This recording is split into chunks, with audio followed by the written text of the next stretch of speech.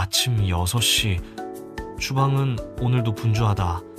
아내는 출근 준비를 하면서 동시에 아침 식사를 준비하느라 바쁘게 움직인다. 아내는 지친 표정을 감춘 채 남편의 점심 도시락을 싸고 있다. 도시락통 안에는 달걀말이와 소시지, 김치가 가지런히 놓였다. 아내는 어제 먹었던 반찬들을 꺼내 식탁 위에 차려놓고 짧게 숨을 고르며 하루를 시작할 준비를 마쳤다. 어제 남은 반찬밖에 없어? 반찬이 왜 이렇게 부실해? 남편의 말투는 무심했지만 그 무심함이 오히려 칼처럼 아내의 가슴을 찔렀다. 당신 도시락 싸고 새 반찬을 언제 해? 얼른 먹고 출근해야 하잖아. 아니, 아침부터 또 반찬 투정이네? 남편이 원하는 만큼 완벽하게 해내지 못하는 것에 대한 부담이 늘 아침마다 목을 짓눌렀다. 좀 일찍 일어나서 빨리 하면 되잖아. 회사 굶고 가라는 거야? 당신만 출근해? 나도 나가야 하는데 아침부터 반찬 가지고 투정이야? 아내는 문득 떠올랐다. 연애하던 시절 이미 답이 보였던 걸 그때 알아봤어야 했다는 생각이 스쳐 지나갔다. 서로에게 푹 빠져있던 연애 시절. 이미 그때 조짐이 보였었다. 자기, 얼굴 표정이 안 좋네. 무슨 일 있었어? 아니, 엄마가 아침에 소세지를 안 구워줘서 엄마랑 싸웠어. 자기 너무 귀여워. 애기 같잖아. 내가 소세지 많이 구워줄게. 하지만 결혼 후 남편은 아침마다 회사에서 쌓인 스트레스를 밥투정으로 아내에게 풀고 있었다. 그때 알아봤어야 했었다. 아내는 연애 시절 귀엽기만 했던 남편의 모습이 지금은 이렇게 끔찍하게 느껴진다는 사실에 놀랐다. 야, 아침 제대로 안 먹고 나가면 어떻게 돈을 잘 벌어오겠어. 그래서 도시락도 싸고 아침 차려주잖아. 왜 이렇게 불만이 많아? 그날 아침도 결국 아들 앞에서 싸움이 이어졌다. 남편과 아내는 서로의 말을 주고받느라 밥을 거의 먹지 못한 채 집을 나섰다. 아들은 조용히 식탁에 홀로 앉아 밥을 먹었다. 퇴근길 하루 종일 지친 몸을 겨우 이끌며 아내는 마트로 향했다. 카트에는 두부 한 모, 애호박 하나, 고기 한 팩, 오늘도 필요한 것만 딱 가장 싼 것만 골라 넣었다. 퇴근 후에 장보기는 늘 전투였다. 몸도 마음도 지쳤는데 집에 가면 또 해야 할 일들이 기다리고 있으니까. 카드를 찍는 삑 소리가 유난히 피곤하게 울린다. 손목을 짚어보니 하루 종일 쥐었던 마우스와 서류 때문에 뻐근했다. 집문을 열자마자 고요한 거실이 펼쳐졌다. 따뜻한 조명 아래 남편은 그 위에 반쯤 누운 자세로 기대 앉아 있었다. 그의 표정에는 무기력과 짜증이 동시에 묻어 있었다. 왜 이렇게 늦게 와? 배고파 죽겠어. 아들도 무심한 표정으로 서 있었지만 배고픈 기색이 보였다. 남편과 아들은 아내가 잘 다녀왔는지 묻기보다 단 한마디 없이 밥만 달라고 한다. 그들의 관심은 아내의 하루가 아닌 그들의 허기뿐이었다. 마트 다녀와서 늦었어. 조금만 기다려.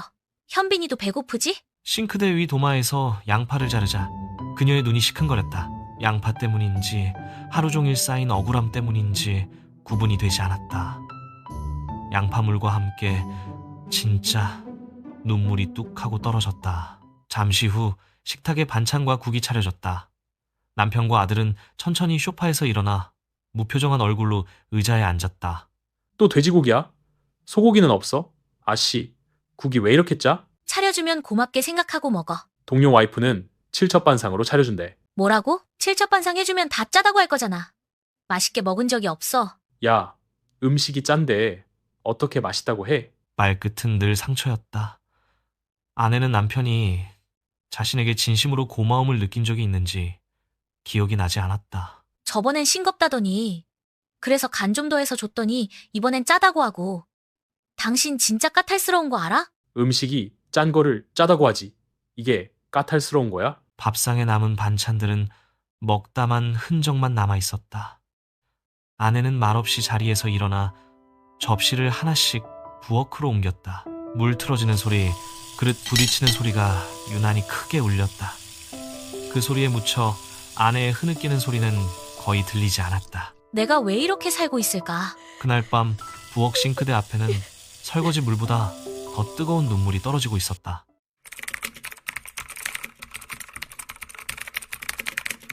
오늘도 야근이네. 퇴근 후 피곤함이 잔뜩 묻은 채 현관문이 천천히 열렸다. 아내는 야근을 마친 몸은 무거워 철심처럼 굳어 있었다. 구두를 벗는 순간 다리가 후들거리며 중심을 잃을 뻔했다. 거실은 조용했다. 소파 위. 남편이 이불을 허리에 덮은 채 반쯤 누워 있었다. 밥은? 그 한마디, 다른 건 없다. 오늘 하루 아내에게 무슨 일이 있었는지, 피곤한지, 늦어서 괜찮은지, 그런 건 애초에 존재하지 않는 사람처럼. 나 지금 막 들어왔어. 라면 끓여 먹어. 그래. 그럼 라면 좀 끓여서 가져와. 당신 나한테 라면 하나라도 끓여준 적 있어? 남편은 천천히 일어나 앉았다. 눈빛은 이미 싸울 준비가 된 사람의 눈빛이었다. 야, 이씨. 그럼 너는 나한테 따뜻한 말 한마디라도 해봤냐? 그럼 당신은 고맙다는 말 한마디라도 해봤어? 퇴근하고 마트 가서 장 보고 또 밥하고 치우고 얼마나 힘든 줄 알아? 내가 네 엄마야? 뭐라고 했어? 이 새끼가. 야, 말 다 했냐? 더 짓거려봐. 아니, 진짜 밥에 목숨 걸었어? 집밥 못 먹은 귀신이라도 들어왔냐? 남편의 입에서 욕설이 터져 나왔다. 순간 그의 손에 있던 컵이 바닥에 쨍그랑하고 떨어졌다. 유리 조각들이 사방으로 튀었다. 부서진 조각 사이로 아내의 마음도 함께 깨지는 것 같았다. 그날 밤 아내는 깨진 컵을 치우며 생각했다. 밤늦게까지 야근하고 온 사람한테 라면 안 끓여줬다고 저렇게 화내다니. 하지만 사실 라면은 핑계였을 뿐 남편이 원하는 건 밥이 아니라 늘 자신만 챙겨주는 엄마 같은 아내였다. 요즘은 냉장고 문 여는 소리만 들어도 아내는 심장이 덜컥 내려앉는다. 그 소리는 너무도 익숙해서 이제는 알람처럼 그녀의 귓속에서 반복된다. 배고프다. 밥 있냐? 반찬은 뭐 있어? 그 말투엔 궁금함도 미안함도 없다. 오직 기대와 당연함만 가득했다. 남편이 냉장고를 열 때마다 아내는 마치 몸 안의 시간이 멈춘 듯 굳어버린다. 손에 들고 있던 수건도 지나가던 걸음도 멈춘 채 심장이 쿵 하고 내려앉는다. 그 소리는 아내에게 명령이었다. 밥 해라, 또 해라, 끝없이 해라. 마치 밥이 떨어지면 세상이 무너지는 사람처럼. 주말의 지옥, 토요일 아침. 창문 사이로 약하게 햇빛이 비쳤지만 아내는 이불 속에서 눈만 떴다. 움직이고 싶지 않았다. 아무 소리도 듣고 싶지 않았다. 단 하루만이라도 쉬고 싶었다. 하지만 그런 바람은 늘 오래가지 못한다. 아침 안 해? 나 배고픈데.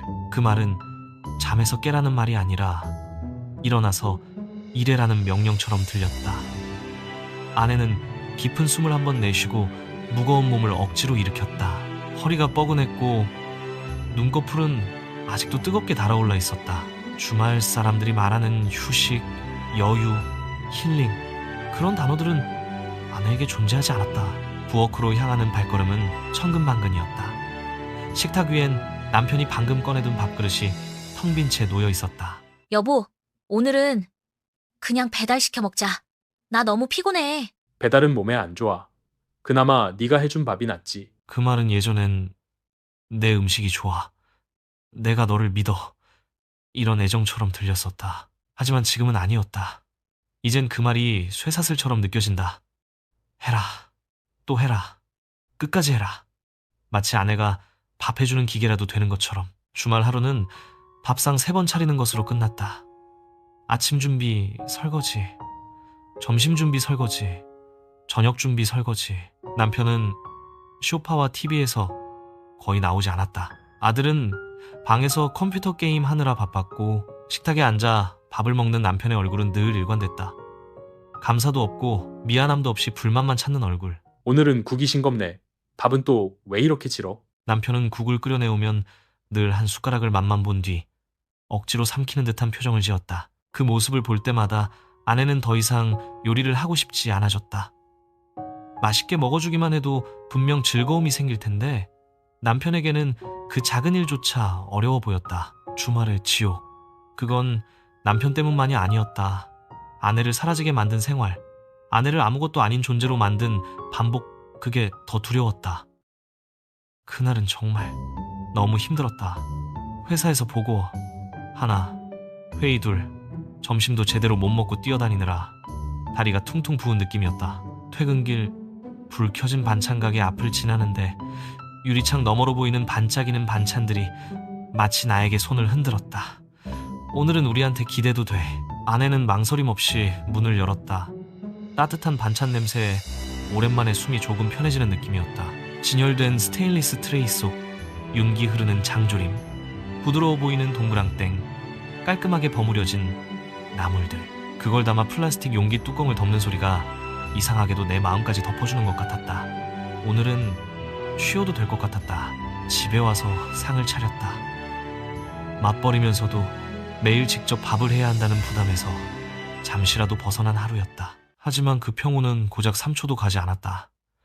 남편이 젓가락을 들고 한 입 먹자마자 얼굴이 굳어버렸다. 삼반찬은 귀신같이 알아냈다. 야, 이거 반찬 가게 거야? 이상한 냄새 나는데? 이런 걸 돈 주고 사와? 그 말이 식탁 위에 쿵 하고 떨어지는 것 같았다. 아내는 손에 들고 있던 숟가락을 조용히 내려놓았다. 그래? 그럼 당신이 해봐. 직접 씻고 자르고 끓이고 볶고 매일 해봐. 야, 옛날에는 아궁이에 밥도 했잖아. 그런 거 여자가 해야 하는 거야. 아, 진짜 짜증나. 돈 아까워 죽겠다. 그리고는 너무 자연스럽게 리모컨을 집어 TV 소리를 더 키웠다. 마치 그 소리로 현실을 덮어버리겠다는 듯. 그날 아내는 깨달았다. 문제는 반찬 맛이 아니었다. 내가 쉬면 안 되는 사람이라는 남편의 굳어버린 인식이었다. 남편에게 아내는 밥을 지어주는 장치 같은 존재였다.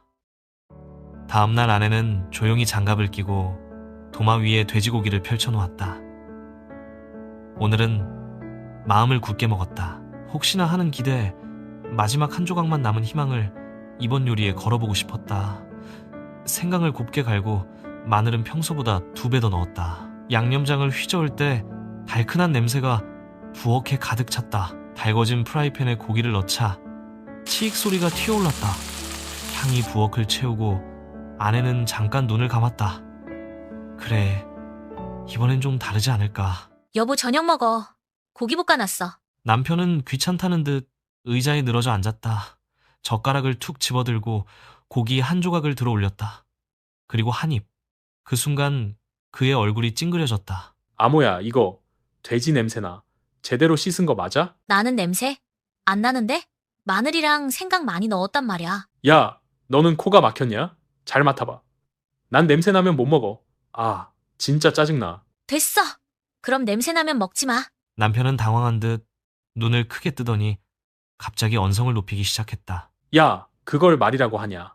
그럼 나보고 굶으라고? 하, 지친다. 지긋지긋하다. 그럼 당신이 해서 먹어. 나도 힘들어. 그날 밤 지금껏 쌓아둔 모든 감정을 쏟아내며 싸웠다.